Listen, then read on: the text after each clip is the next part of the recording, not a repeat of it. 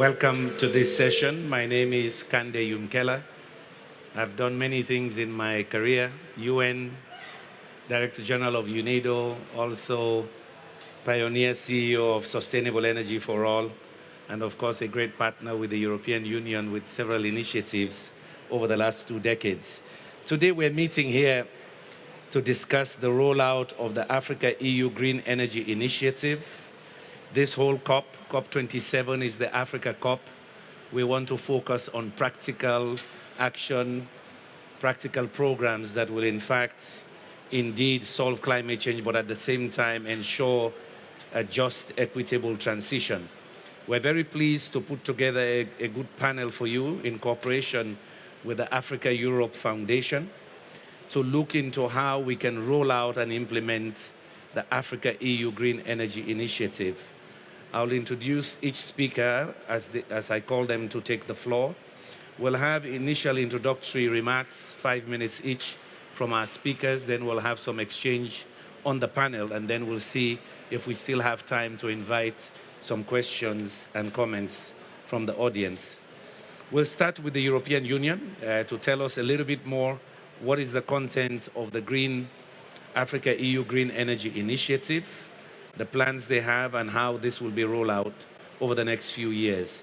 It is my pleasure to invite Mr. Stefano Sinori, who is representing Carla Mottesi, who is the Director for the Green Deal and Digital Transition at the European Commission. Stefano, you have the floor. Thank you.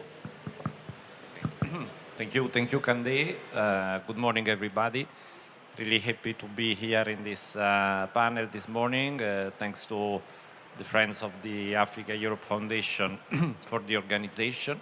So we are here to speak about energy and Africa. We know that energy, of course, is very much discussed at COP because of the role in terms of emission for mitigation objective, but let's be honest, when we speak about energy in Africa, it's not really about mitigation.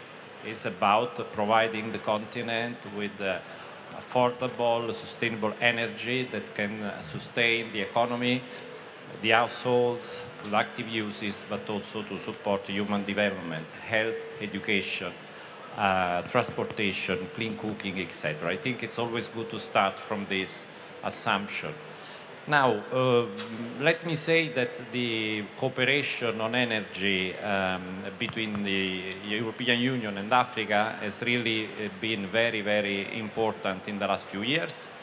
Let me mention some numbers. We have mobilized 3 billion euro under the EU budget in the previous financial framework, 11 billion with our EU partners, member state, financial institution, European Investment Bank. And we have achieved quite remarkable results. We have helped install some 10 gigawatt of renewable energy capacity. We have brought access to some 18 to 20 million people in the continent. So the basement, let's say the foundations are good, but we want, of course, under the new financial framework, in the new political cycle, we want to go even at a higher scale. So it is how the Africa-Europe Green Energy Initiative, let's say, is created. In particular, it is launched on the occasion of the Africa-Union, European Union Summit in February in Brussels, where the Global Gateway Investment Package for Africa was launched. I mean, for us, really, the word investment is key. And out of the global offer to our partner countries in the world of mobilizing 300 billion euros as Team Europe in the next few years, out of this, at least half will be mobilized for Africa, which means 150 billion euro in investment in areas like energy, transport, digital, but also education, health, research. Under this investment package, the Africa-Europe Green Energy Initiative is one of the flagships. And basically, what are the objectives? The objectives are basically the following. We want to, of course, still keep supporting the production of renewable energy. so to increase the share of renewable energy in the Africa energy mix, but also, of course, to support access. Access remains always a key objective, and also work in the area of energy efficiency. The components of the initiative are the following. Basically, first of all, what we call hard component. This is about infrastructure, let's say transmission, distribution, of course, in support of new generation capacity. And then if time allows, I can happy to provide some examples.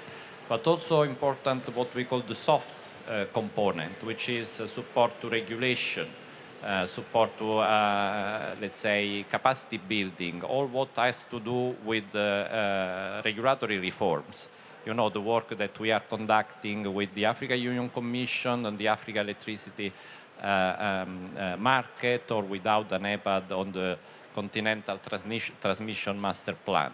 And of course, within the framework of this initiative, we are also integrating specific track of works, like, for instance, the Just Energy Transition partnerships with countries like South Africa and Senegal. We have seen yesterday the announcement about the investment package in South Africa, or specific partnerships, for instance, on green hydrogen, like the one that is just being signed at the moment we speak in the Namibian Pavilion on green hydrogen and critical raw materials.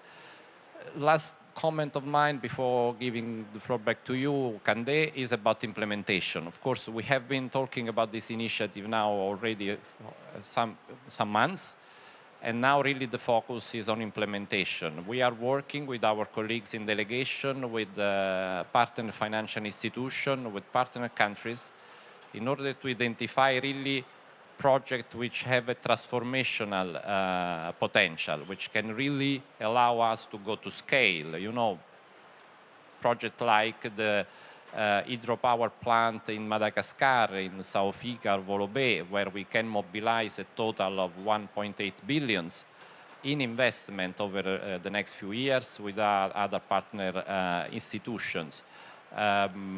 Projects where we can connect different countries, you know, as I said, the transmission lines. So for us, it's really important now to use the time to work with our partner institution, financial institution, partner countries, to see what are the projects can be mature and impactful in the next 2, 3, 4 years. Because we know that when we talk about energy, it takes time. Projects take time. You don't put in place an energy project in a few months.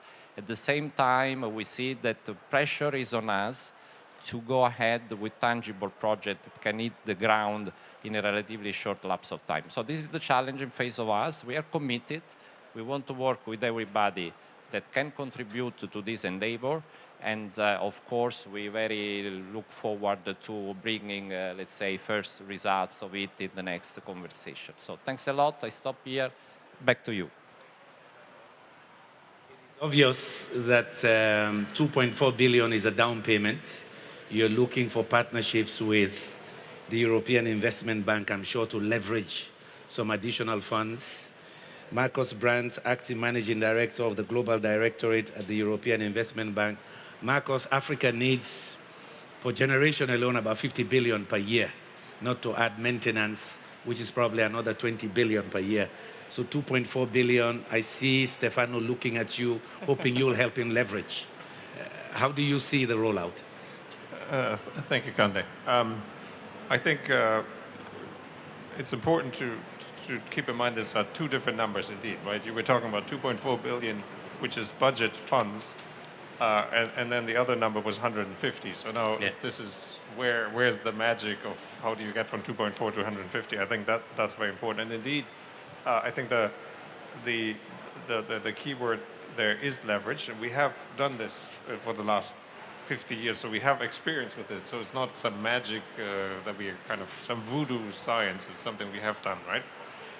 With these budget funds, what we do is we support, we de-risk investment projects. We take certain risks out of the projects so that we can then use the capital of the European Investment Bank and other development finance institutions to leverage two ways. First, an internal leverage by having the budget support. We can raise bonds on the capital market to enhance significantly the financing that we can do. For example, we have a long-standing program, the so-called external lending mandate is also the first window that we have now signed under NDICI with the European Commission, where we leverage each euro about 11 times. So it's not an insignificant amount. And so you get very quickly to very high figures. But then the second very important leverage is on the project level itself. By being a cornerstone investor in some of these transformative projects, we aim to bring in other partners that can rely on us, on our joint assessment of the project, on our quality control, to make sure that each and every single project that we finance is making sense from all perspectives. It's economically viable, it's financially viable, it is social, it generates the social benefits, and it makes technological sense. And that's because we are having a very rigid assessment of every single project. Sometimes that goes against the aspect of time that you mentioned, but on the other hand, it does provide this quality assurance, and that's where we bring another, very often around another factor of 3 times of leveraged funds outside. And I think together, so that's the mechanism that has worked and that will continue to work. And I think what's new now is, first of all, I think we're more explicit about it. We communicate more. We have put more money into it, most importantly, the European Union.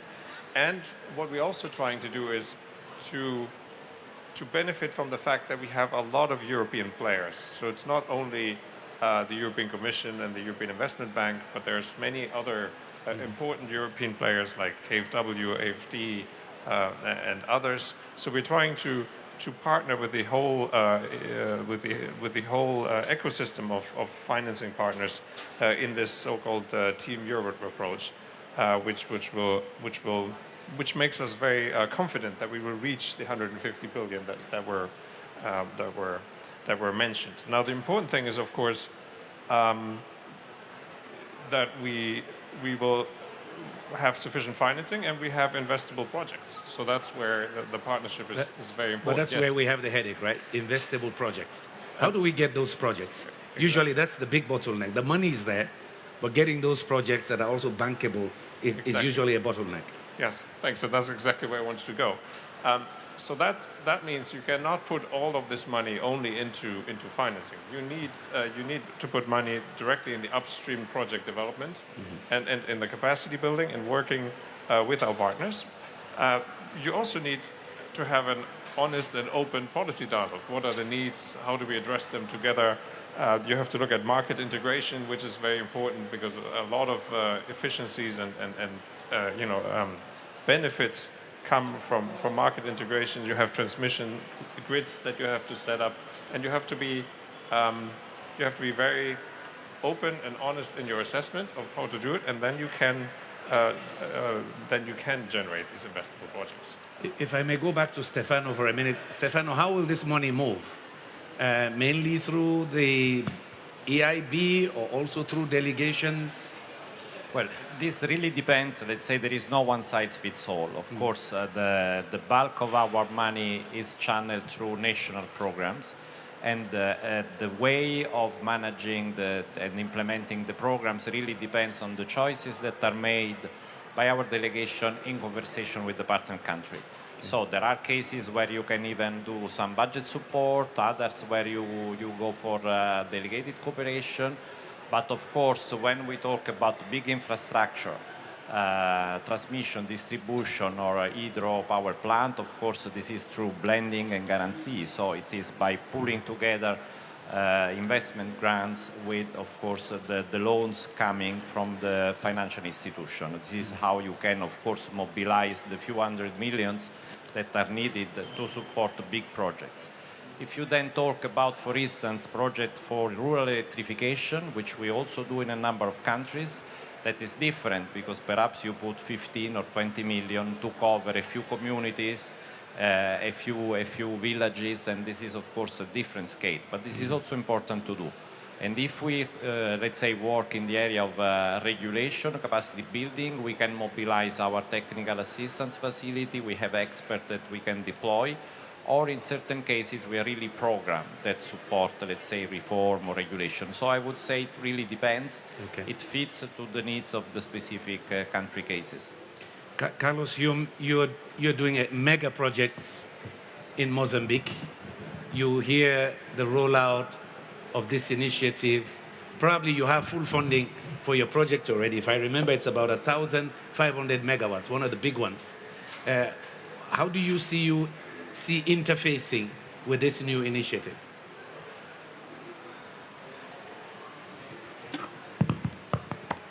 Okay. Hello, hello. Yeah. Okay, thank you. Now, thank you. First of all, thanks to invite us in this forum and to share some of our experience and also what our plans going forward. Yeah, I think we start from the strategic level. Of course, Mozambique has been pursuing the universal access by 2030. For that, in 2016, Mozambique came up with a new electrification strategy, which addresses both on-grid and off-grid, which addresses both conventional power and renewable power. Because of the huge natural resources, energy natural resources, renewable, we are also pursuing a green industrialization process, because we do have the second largest aluminum factory in Mozambique, and it's a country blessed with a lot of mineral resources also to pursue the industrialization and bring green products online. Second, of course, we have a long-standing partnership with European Investment Bank and European Union, and we are in dialogue and contact with the institution in Mozambique, and also to leverage on what we call, in terms of the large-scale new renewable generation, the Mphanda Nkuwa project, up to 1,500 megawatts, which you just mentioned. So for that, we are also using leveraging through the experience of Teman, which we leverage 5.6 times, and also bringing de-risk instruments, concessional funding, grant funding, and also to enable some technical assistance to make sure that we contribute substantially for the just energy transition, but not only at the Mozambique level, but also at the regional level. The reason is because Mozambique is very well integrated to the region. It's around 6,000 megawatt regional integration through the existing transmission lines. Just to mention that inside Mozambique, we don't have that capacity. We are developing this capacity also through the European Investment Bank and European Union, but we already have a good footprint to the regional market. So by having that good footprint, we need to make sure that we bring the energy transition to make sure that we can do not only the green industrialization, but also decarbonize the grid and the regional market. So this is what we already started. By doing that, our universal access program, we had around 28% electrification ratio in 2017. 2022, we are like 44%, because we moved from 150 new connection into 350 new connections per year now. And this is blessed by our cooperating partners like European Union, the World Banks, AFDB and others, which are supporting this program. So the big challenge now is really move into the green industrialization, which for us it's important to have also access to what I've mentioned, the grant and the concessional funding, but also to carbon credits, right? Yeah. And to go have access to these carbon credits, we need to make sure that we get support by the EU and other institutions to make sure that we have the skills and the institutional capability to make sure that not only we leverage, but we take advantage of these carbon credits. But also it's important that We have clarity and position by EU in terms of the buying position of those carbon credits. In a nutshell, this is more or less what I could share. Thank you. Anna Beranek, Global Head of Communications and Government Affairs, Siemens Gamesa. As you hear this, private sector, how do you see a company like yours taking advantage of this new opportunity? Yeah, thank you so much, Kande. But first of all, thank you so much for inviting Siemens Gamesa to the Africa Europe Foundation. Siemens Gamesa has been a leader in the renewable energy industry for more than 3 decades, and we have more than 127 gigawatts of offshore and onshore wind installed around the world. And also when it comes to Africa, we are pioneers on the continent with a project in Somalia in 1989. And currently we have an installed wind power capacity of 4.2 gigawatt in 10 countries in Africa. So we have a leading position and a market share of 50%. But currently only 8 gigawatts are installed of wind power in Africa on a continent with 1.4 billion people. And if you want to compare to where we have our headquarters in Spain, it's 47 million people who live in that country and 28 gigawatt. So I think there's still a lot to do here. When it comes to wind, so wind projects are really rapidly deployable. So the technology can be built really fast, and they provide homegrown, clean and competitive energy security for all. Also, wind drives down the cost of the electricity generated, making it affordable and sustainable. And there are also already some good examples of countries here in Africa with a high ambition to drive the green energy revolution, such as Morocco with a 52% renewable energy target by 2030, and Egypt with a 35% renewable energy target by 2042.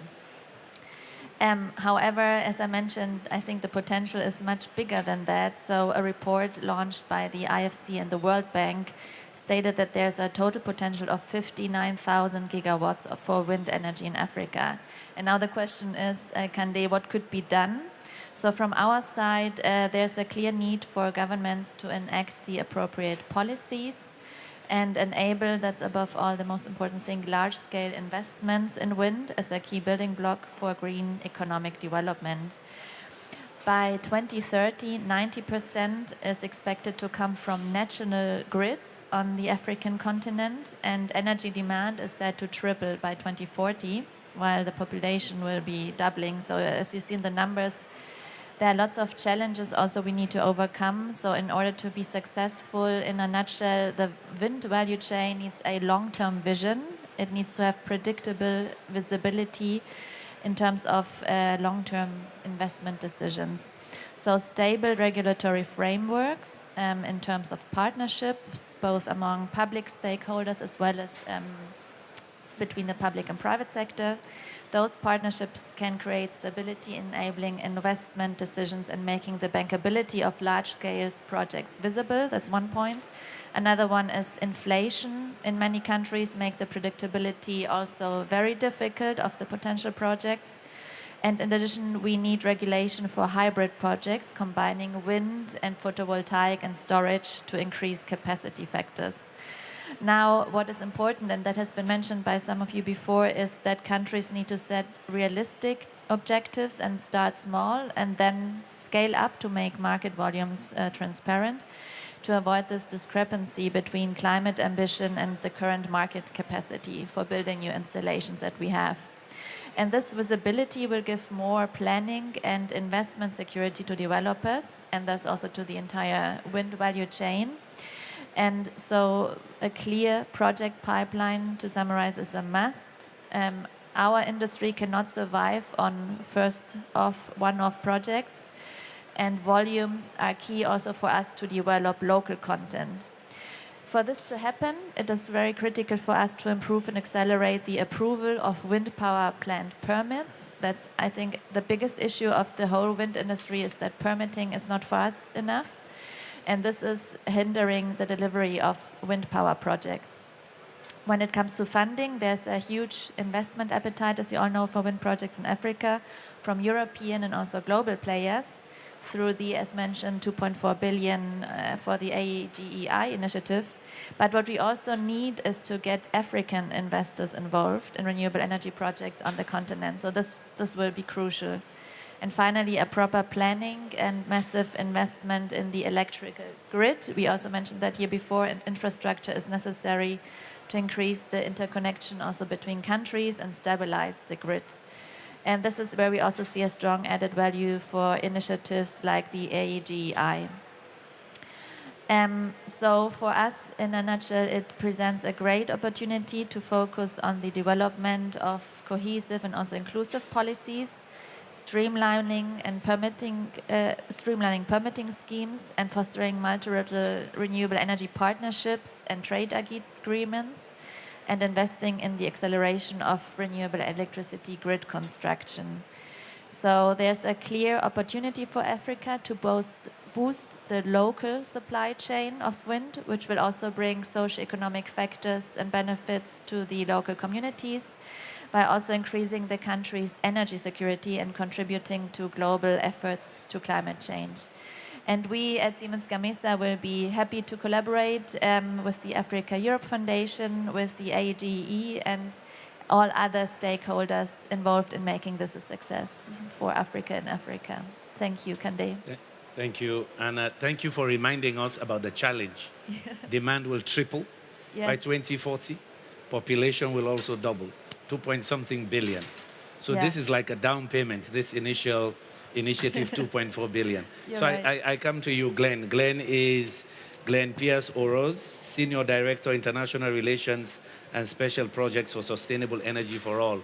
You are mandated by the Secretary-General of the UN to look at SDG 7 and how fast we're moving.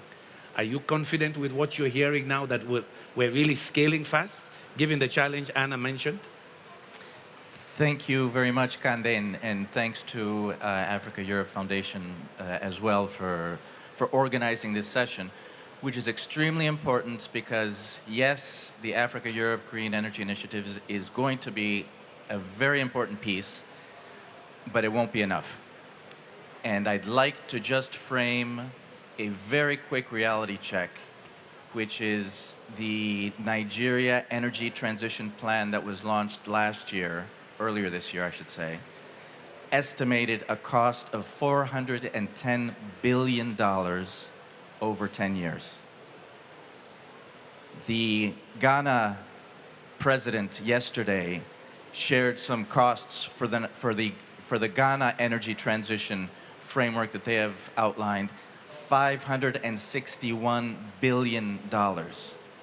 And so when faced with that type of investment need, I think it's incumbent on the global community here and throughout COP27 to really rethink what is the commitment that the global community is ready to make to countries when they start putting together their analytics, start putting together their planning processes, start costing out in good faith, because the global community is saying this is what has to happen, this is what should happen, and they're saying, okay, these are the costs that we'll be facing.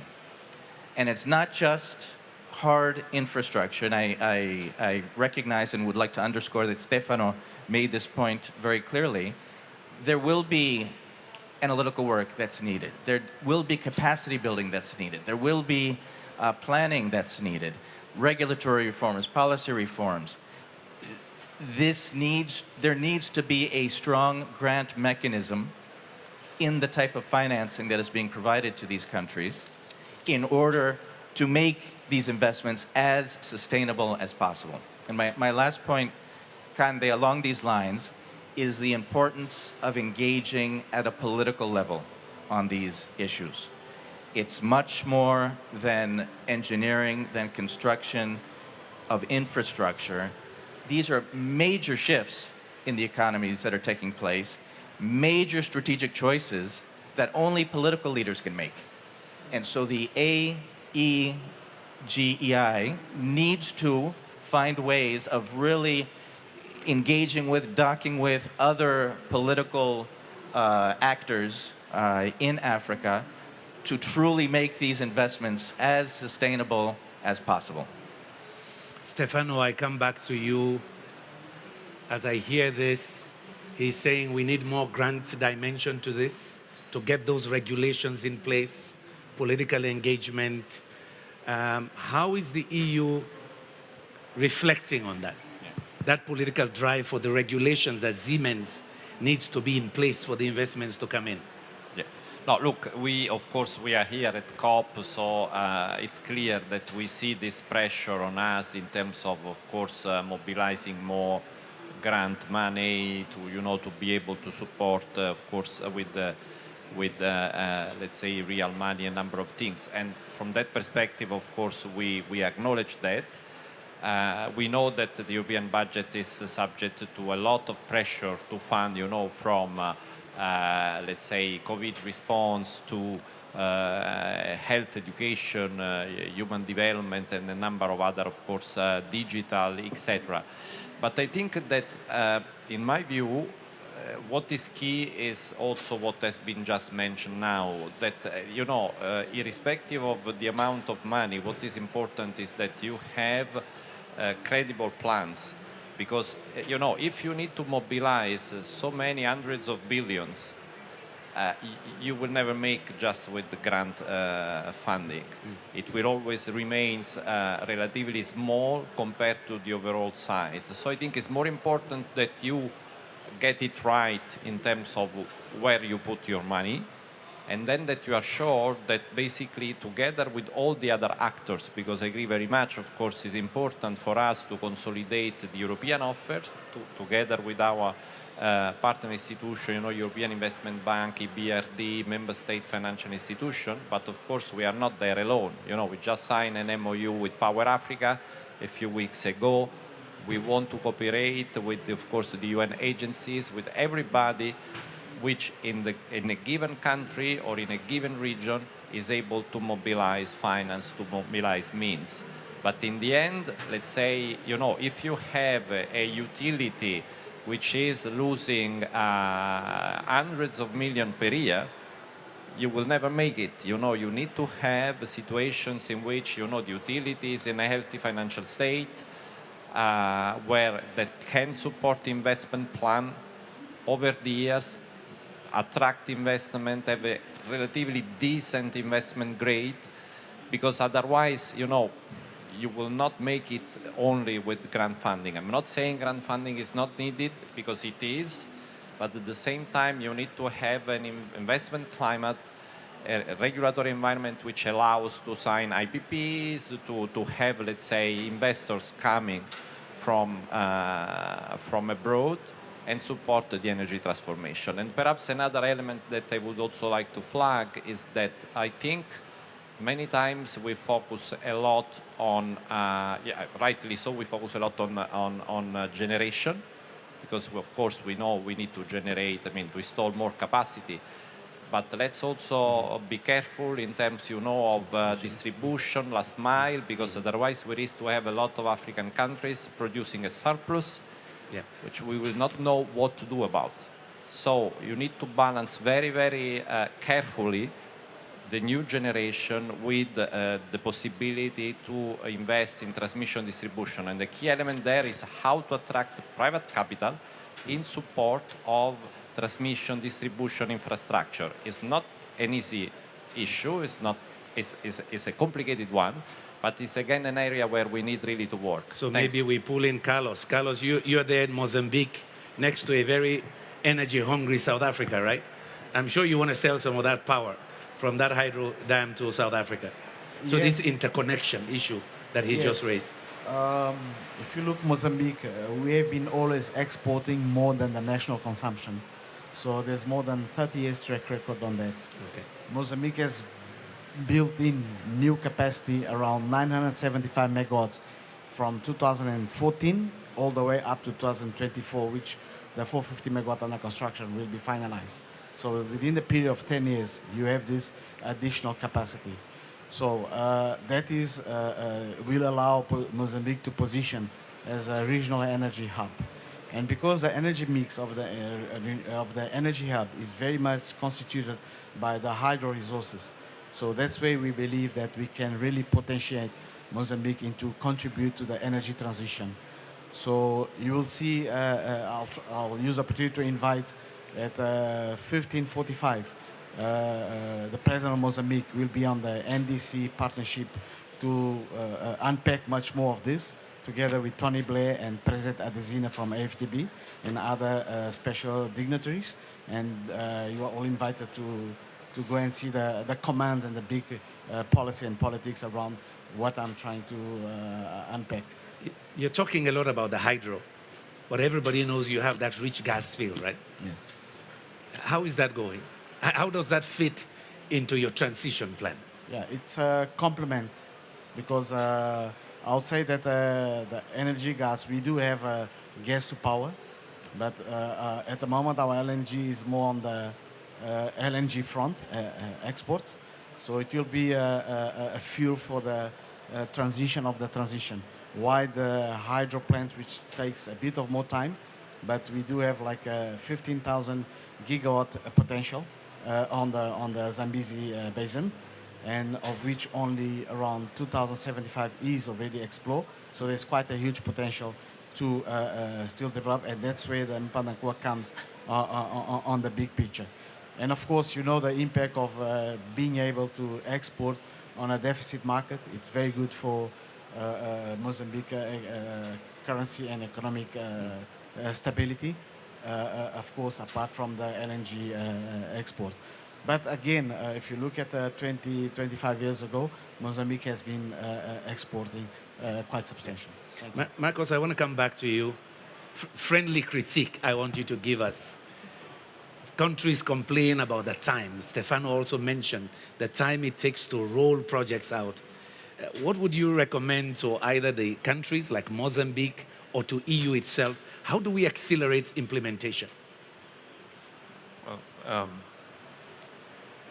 thank you for putting me on the spot. No, but first of all, I do agree that time is critical right now because we are facing increased energy prices, and and at the same time we need to provide the energy that we mentioned to Africa and other regions, and therefore we really have to speed up in order to make sure that we don't invest in assets that ultimately would not be conducive to the transition that we all aim for. That's precisely why we do need a lot of speed right now.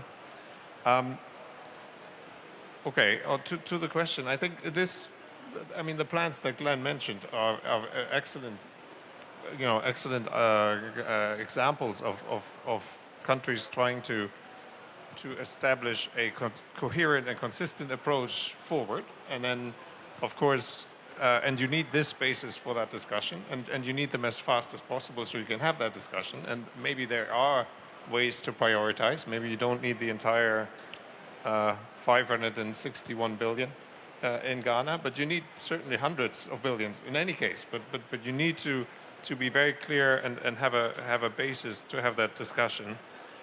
And then ultimately, I think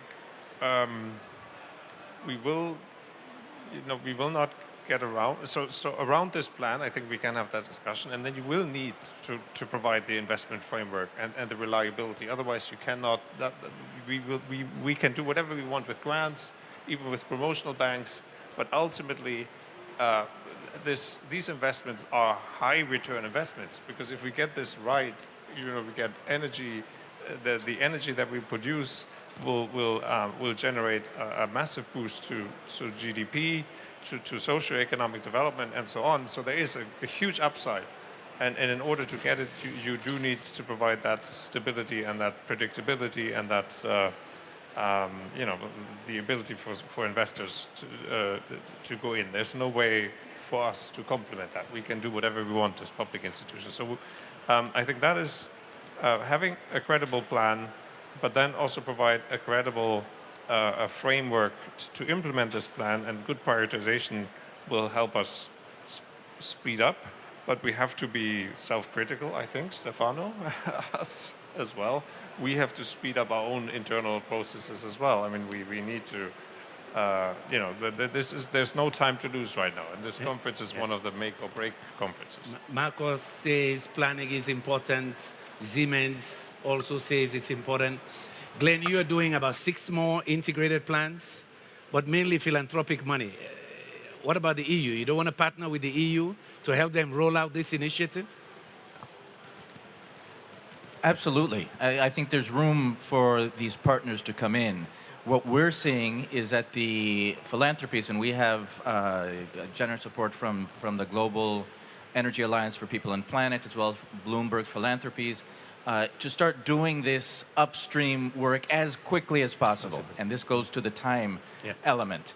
And if we can help countries put together these plans as quickly as possible, hopefully that buys time or gives time to some of our partners at the EIB or at the EC to be able to put together their financing proposals on the backs of these plans, which I agree will be perhaps different levels of what is being estimated, and they will change over time. And this is why this political buy-in and this political leadership is extremely important, because this has to continue, and it has to continue on the right track. If I could, I'd like to just point out one opportunity for the Africa-Europe Green Energy Initiative, which is there an opportunity to link it with what COP27 presidency is proposing? Next week, they will launch the Africa Just and Affordable Energy Transition, designed by African countries, for African countries. This could be a very powerful link, Stefano, between what the Commission is launching today and what COP27 is launching under African leadership next week. Well, we have Johan Vanderberg, head of the Secretariat of the Africa EU Energy Partnership. Johan, are you online now? I am, yes, Kande. Okay, you heard Glenn talk about this political engagement and the planning, and that's where you sit in that interface, right? Correct, yes. What do you see your role in this new initiative to be? Yes, thank you very much, Kande, and it's good to be with some known faces and people whom we've collaborated with for a long time. So we've had 15 years now of very successful Africa-EU energy partnership, and I think we're coming to a new phase, and the Africa-EU Green Energy Initiative is really the beginning of that new phase. And it will be one, as we've heard from some of the speakers, where a bigger array of contributors will be necessary, because, as has been said, time is really not our friend. We really need to move quickly. And so I am very encouraged to see the array of public and private actors in the discussion today, and this will be necessary. Also, civil society, we will need to do much more of this.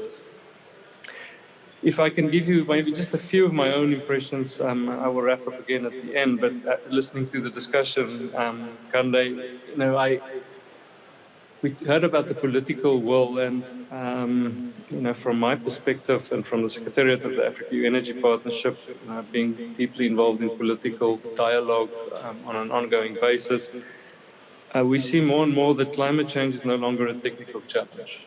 We have solutions for the problems that we're experiencing, technical ones, and it's a political challenge, and a human and a collaboration challenge that we have to solve. The other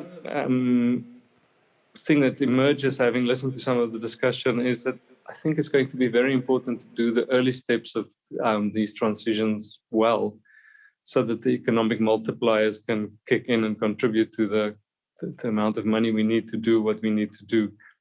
I agree very much with the perspective. I think that Stefano mentioned that grid is going to be key, and we really need to build grid now. And Kande, you'll remember also the work of the Sustainable Energy Initiative and platform, and how important grid is going to be to the future there, with time really being of the essence. So let me also wrap up a little bit again at the end, but from the perspective of the Secretariat of the Africa Energy Partnership, I think getting a much broader array of players into our transition efforts is the most important thing we can do now.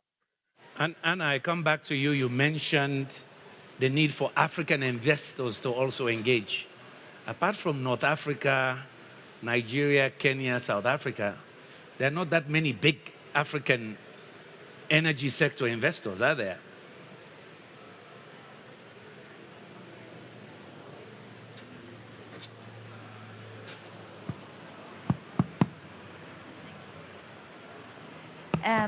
I think what is key is collaboration and that it's from the African continent. And I'm sure there will be, there are large investors available, and it's important from our point of view that it's not just coming from Europe or other areas. So Okay. I couldn't tell you which exactly those are. But in the end, I think a close collaboration between all of the players in the industry is of huge importance. Marcos, I come back to you. I know the EBRD, the EIB, you were all instrumental in building the capital base in Eastern Europe in 20, 25 years ago. Will some of this money also go into building the African financial infrastructure to back the energy transition? You did some of that for Eastern Europe. In my early days, 15, 20 years ago, I know that action took place, strengthening the banks there to engage in energy efficiency and so on. Certainly. At least, I mean, for us, we can say we have been engaged in Africa for a long time now, but we have, for example, never put as much capital into that region as we have put this year or planning to put in the next years. And that combined with a strengthened mandate from the European Union does allow us to do that. And that money, that capital that we put in there is capital that has been at some point invested in Eastern Europe. So yes, we are serious about it. I think we are at a moment where this acceleration there's no alternative to the acceleration. And we urgently rely on plans like the ones that Glenn mentioned and partnerships to scale this up. So we have indeed put serious capital aside in our balance sheet to support this transition, and this capital will flow to Africa, for sure. Stefano, Team Europe, it is obvious that the Commission can't do this alone. You need the bilaterals as well. Tell us a little bit about this Team Europe approach, leveraging more financing. Yeah, well, let's say that, Team Europe is really one of the novelties of the current financial framework. It's not that we were not discussing, talking, coordinating with our Team Europe partners before. There was the joint programming. There were a number of instances where we were coordinating, let's say, in country and in Brussels. But now it's really to shift from the idea, okay, we count on what we do ourselves as a Commission, from looking at what we do with all our partners. Sometimes we can put, let's say, a little bit of money, or we are the main contributors, but sometimes we can also support with the policy dialogue, with the different kind of cooperation to unlock investment opportunities. There are occasions in which, you have big investment from, the likes of KfW, AfD, Proparco, FMO, and others, and we can chip in with, covering some part of the equation. And we want to have, let's say, this coordination from the very start, looking at the different programs in which we are investing, so having this ability to connect all the dots that we were not having necessarily in the past MFF. So it was more occasional, it was not organized in a structured way. So this is really one of the key elements, by the way, not only in energy. We are promoting this approach in all the different areas of cooperation, and we really believe it will also provide our partner countries with a more unified, coherent voice, because you will not have, all the different actors coming with different bits and pieces, but actually with the unified offer, let's say, at country level, but this also applies for the regional programs, interconnection, etc. Well, this is our ambition. Of course, it's not easy. It requires a lot of coordination effort from our side, but okay, we are at the start of the process. We are quite confident it will bring, let's say, positive outcomes. Thanks. Any engagement from the audience? Anybody interested in asking a question of our panel? I see none. Johan, I want to bring you back in. The link with the African Union Commission, the political engagement. Energy issues are still sensitive on the continent. How will you push a little bit more for our leadership to do more of the planning we need, to do more of the regulations that are needed going forward? Yeah, thank you, Kande. You're quite right. There are some key African energy institutions that are the custodians of the African energy transition. We are extremely encouraged by having seen much closer alignment, much stronger capacity in these organizations in the last few years. We have embedded advisors both at the African Union Commission and at the African Union Development Agency, or AUDA NEPAD. But we also see very good progress and alignment with, for instance, African Development Bank, with African Energy Commission, UNECA, African Renewable Energy Initiative, and others. And of course, we're getting now to a new phase of energy partnership between Africa and Europe, manifesting in the Green Energy Initiative. And we think that a closer collaboration will be very important. So we will be working to increase alignment as much as we can. And we think that the institutions will speed up and will be able to carry out their mandates in that regard. Thank you. Thank you very much. We'll go to our panel again for some closing remarks. I'll start the other way around. I'll start with you, Glenn. Perhaps the point that comes to mind right now is putting all of these pieces together. We saw at COP26, we're seeing at COP27 announcements, targets, very important, very much welcome, but we need to start putting the other pieces behind them into play. And I'll go to the other end, which is what Siemens Gamesa will be interested in.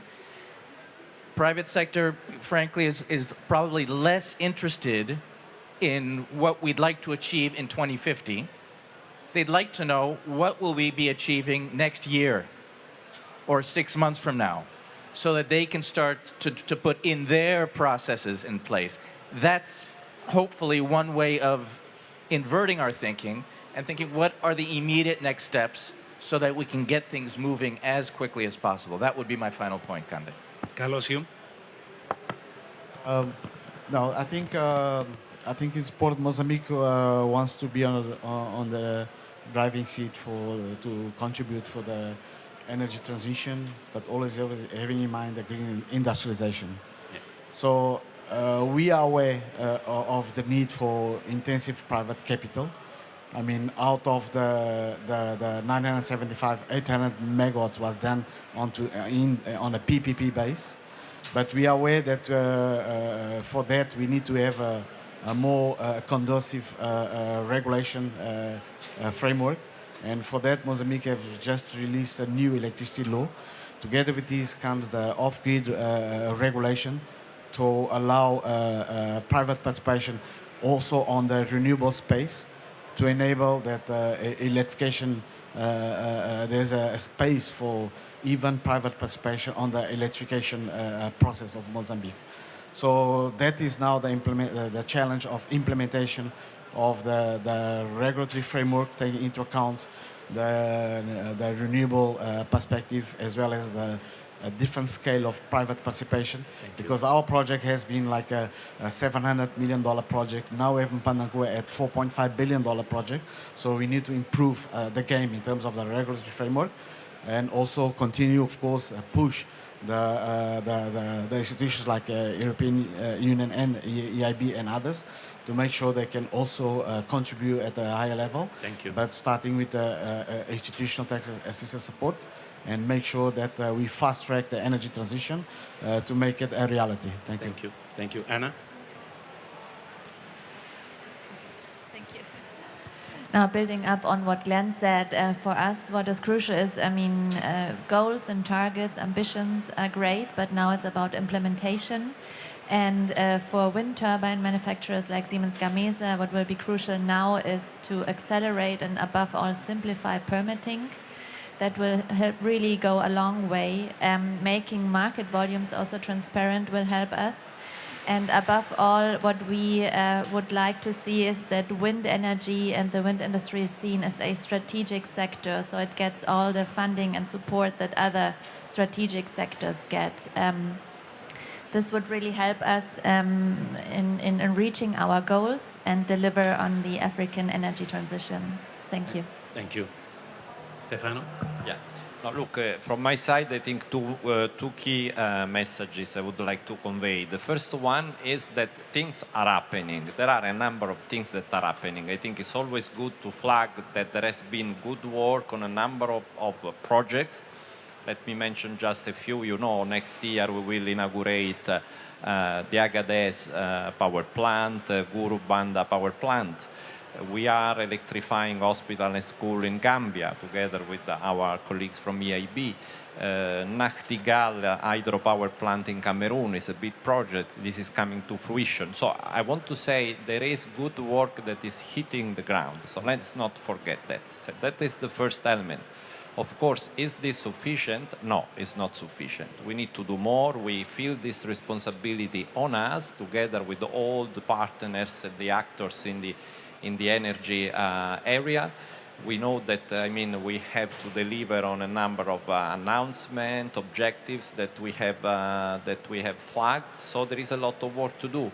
And of course, this requires, let's say, to deepen the conversation with the partner countries, to go ahead with the number of work tracks that we have initiated. For instance, we are just now finalizing the identification of the project under the FSD Plus, the new guarantee agreement that we will be signing with the partner financial institution. So we know that there is a lot of work ahead of us in the next 12, 18 months. There is no room for complacency. So we will do our best. Thank you. Marcos? Yeah, I think it's good to remind us that a lot of stuff is happening. It's true. But as you said, I think acceleration is needed, because with this energy crisis, we really have to make sure that it leads to an acceleration of the transition and not a postponement, which is the risk that we face. And for that, we need a solid planning framework. We need a good framework for investments. And then some support from the budget, some risk-taking from institutions like ourselves, some signaling and structuring that we can do. And ultimately, we need daring policymakers, daring politicians, and daring entrepreneurs and investors who seek the opportunity. We can only support the doers, and ultimately, we need some people who go in there and see the opportunity and bring about the change. Thank you. Johan? Any closing comments?